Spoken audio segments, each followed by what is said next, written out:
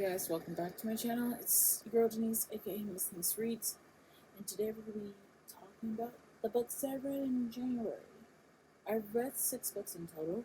3 were through Kindle and 3 were physical. However, I will be only talking about 5 because one of the books is under Wednesday Books, which is an imprint of SMP. And if you don't know what's going on, one of the workers at Wednesday Books was spewing a lot of racism, Islamophobia, vitriol, and I'm not here for it. If you want more information about it, follow Readers for Accountability. They have more information on it. I will link all of the social medias of Readers for Accountability down in the description below. I really need SMP to get it together, genuinely, because I bet you there are really good books out there under the publishing, under their imprints. I'm pretty sure there are amazing, awesome books. Can't talk about it because they've been very much zip-lipped, and the closest response that they even got was just, I'm not surprised. So, if you want more information about that, that's in the description box below. So without further ado, we're going to get started because I want to get through this. So the first book that I read was Time is a Mother by Vuong. This is a poetry collection, and I gave it 3 stars. Do not get me wrong, I understand why Vuong has a lot of hype, and I like the writing. I really, really do. I really enjoyed it. There were some lines I actually really enjoyed, and I highlighted. I highlighted quite a bit of the book. The only reason why it's a 3-star, it just didn't leave that much of a huge impression on me. However, I didn't know it was going to be that dark.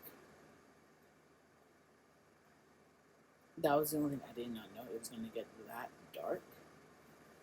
And I mean, when it comes to poetry in general, I do give a lot of authors a lot of props because a lot of them they talk about their life and their personal stories through poetry, and that's brave for them to do. And I find that, and I think I say that every single time every single time I read a poetry collection, I say that all the time. Just emphasize, I'm not judging, the what the author's been through. It's just execution. Like I said, I really enjoy the writing.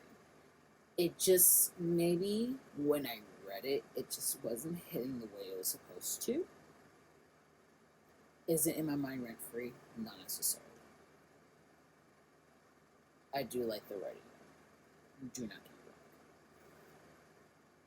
The next book that I read was A Few Rules for Predicting the Future by Octavia Butler. I didn't realize it was going to be that short, and I also want to say thank you, NetGalley, for providing the arc for early. I'm not going to go into full details about it, but I did rate it a 4. There are some little things that I really liked to read about, and in that short book, it gets straight to it and everything like that, and I was here for it. And plus, I also really enjoyed the art, so that was the first one. The next book that I read was Happily Ever Afters by Elise Bryant. I've been wanting to get more into Elise Bryant for a while now. This was a 3-star. Now, do not get me wrong, it's kind of similar with Vuong, where I adore the way that Elise Bryant writes her stories and how captivating it is. I was able to get through the book with her writing, and I absolutely appreciate it. Tessa really aggravated me in this book. tremendously aggravated me. Like, I wasn't already, like, the biggest fan, but there were some things that she did that I was like, girl, I'm gonna need you to be self-real right now. And I think I'm gonna be the first one to also say, too, Sam deserved better.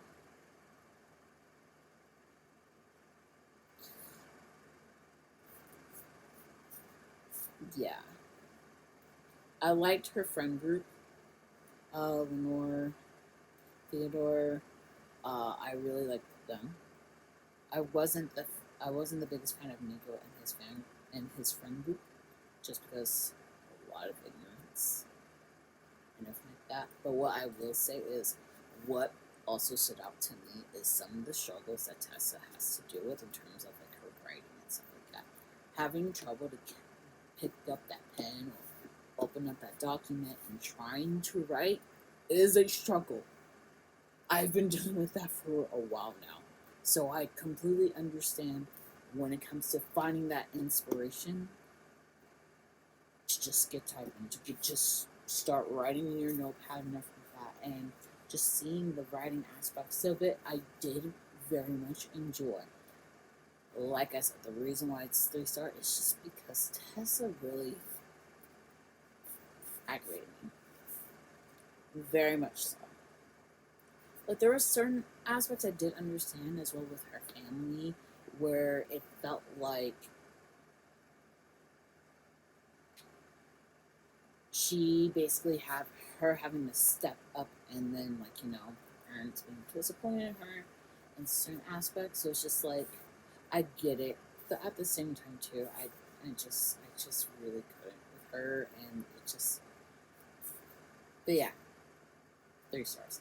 There's a lot of pros and cons with this one, so cannot wait to read One True Love Song. Very excited to read it. The next book that I read was Kaguya-Sama, Love is War by Akasaka, and this is the first volume. I like the premise of it. Two people who have who the feelings are mutual, but they just don't have the pride to literally just say it. So they have to go through all these obstacles to try to get the other person to blurt it out. And I'm not gonna lie, I was a little bit hooked. Quite a bit, actually. Do I want to continue the series? Absolutely. In the future. When? I have no idea. I rated this a 4 stars. Really grappled my interest, in all honesty. So, I'm excited to continue the series, see where it goes. I know I think I found out recently, this is also an anime as well. Do not quote me on that. If I'm wrong, just respectfully tell me in the comments. But I'm going to continue this that I did. And the last book that I read was The Poet X by Elizabeth Acevedo. It was about time I read this book, and I rated it a 5 star. This is my first 5 star of the year. Yeah. And I can tell you that this won't be my last Elizabeth Acevedo book I will read. This is not going to be the last. The way that she's able to write the story in verse, just wow. There were so many points I had to underline. It was wild. But you also get to see the journey of the female main character, and I didn't know it was going to tackle a lot of religion stuff. I did not know that, and some of the stuff I could relate to, especially. But then with her and poetry,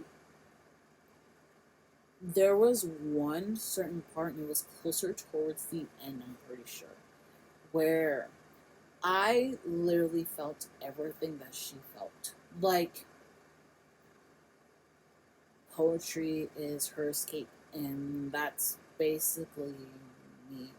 And trying to get back into that state after the year that I had, it's been really difficult. Genuinely really difficult. So it's just, She goes through so much. So much in that book. And just, you really just go through all of it. So, that was a 5-star. It's still in my mind, rent free, and I'm starting to write a little bit more poetry because after reading that book.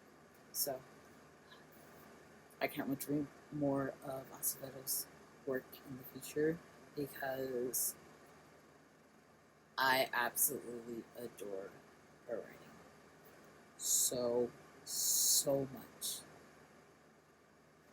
So, I cannot wait. And with that, that's the end of January, the reading wrap up. If you liked it, give it a thumbs up and comment down below what books you read in January. I'd love to know.